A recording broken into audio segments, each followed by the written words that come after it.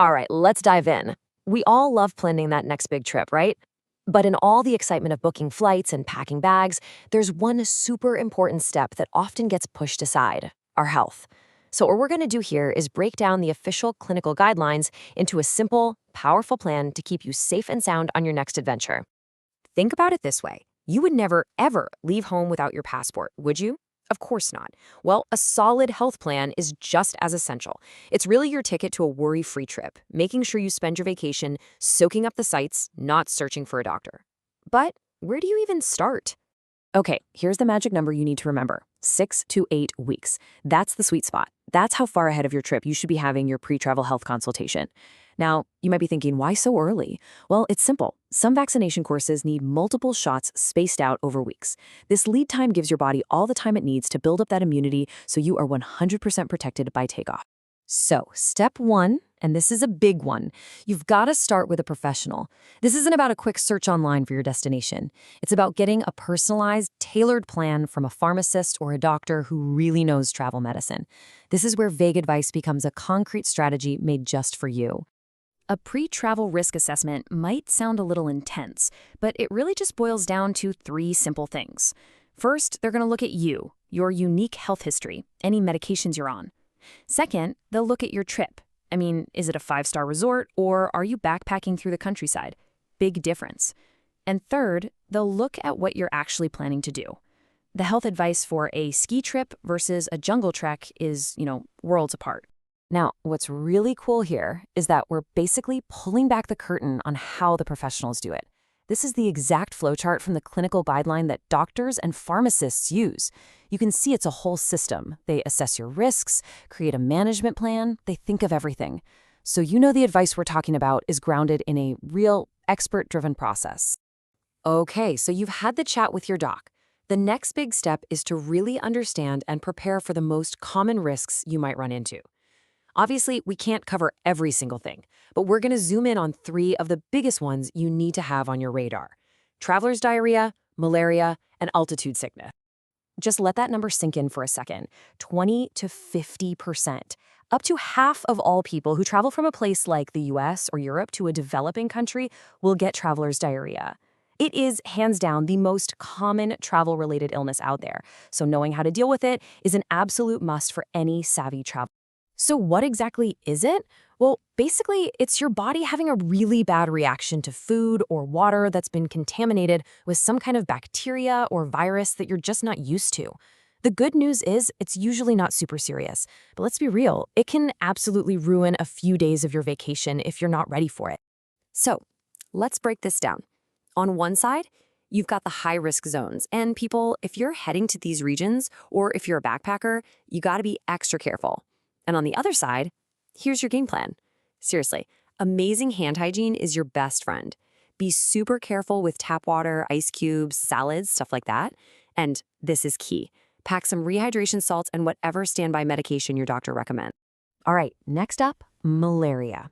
And this one is really serious. It's not a virus or bacteria, it's a tiny parasite that an infected mosquito injects into your blood. And here's the kicker: the symptoms might not even show up for weeks or even months after you get back home. That's why it's so critical to know the risk for your specific destination. So, who's most at risk? Well, interestingly, people visiting friends and family are often at a higher risk. You'd think it might be the other way around, but it could be because they feel a bit more relaxed, stay in more local settings, and maybe aren't as strict with precautions. Your defense plan has multiple layers. Prevent bites with good repellent and nets, cover up from dusk till dawn when mosquitoes are most active, and if your doctor prescribes it, take your preventative medication, your chemoprophylaxis, religiously. Okay, our final big risk is altitude sickness. Now, this one's different. It's not an infection. It's just your body's physical response to having less oxygen. When you go up to a high altitude, your body needs time to adjust. If you go up too high, too fast, it just can't cope. And that can lead to anything from a mild headache to some really dangerous conditions. So who needs to worry about this? Pretty much anyone heading above 2,500 meters, especially if you get there fast, like flying into a high-altitude city. The prevention is so simple, but it is absolutely non-negotiable. Go slow. A gradual ascent is the single best thing you can do. A good rule of thumb is once you're above 3,000 meters, don't increase your sleeping altitude by more than 500 meters a day. And please remember the golden rule. If your symptoms get worse, the only real cure is to go down. All right, you've had your consultation. You get the risks. The final piece of the puzzle is putting together your own personalized travel medical kit.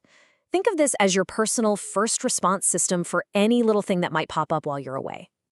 And we're not just talking about a few band-aids here. First up, any regular medications you take plus extra for delays. Then the basics, painkillers, antihistamines for allergies or bites. At any standby treatments your doctor prescribed, of course you need basic first aid stuff, and this is so important. Bring copies of your prescriptions and a doctor's letter. Top it all off with your preventative gear, like a good insect repellent and sunscreen. Okay, and please listen up, because this is probably one of the most important tips in this entire explainer.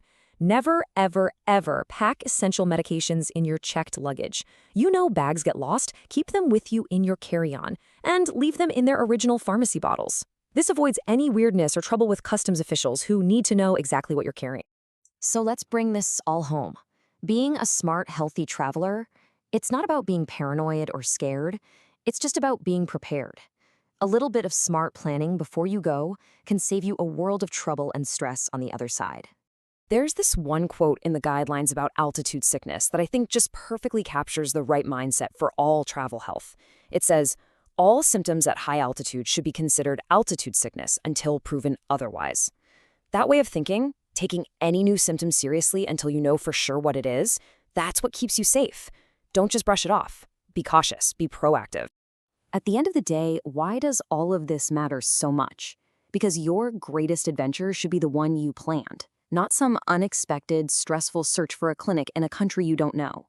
By taking these steps, seeing a pro, understanding the risks, and packing a smart kit, you are empowering yourself to go out and see the world with confidence. You can truly explore worry-free. So where are you headed next?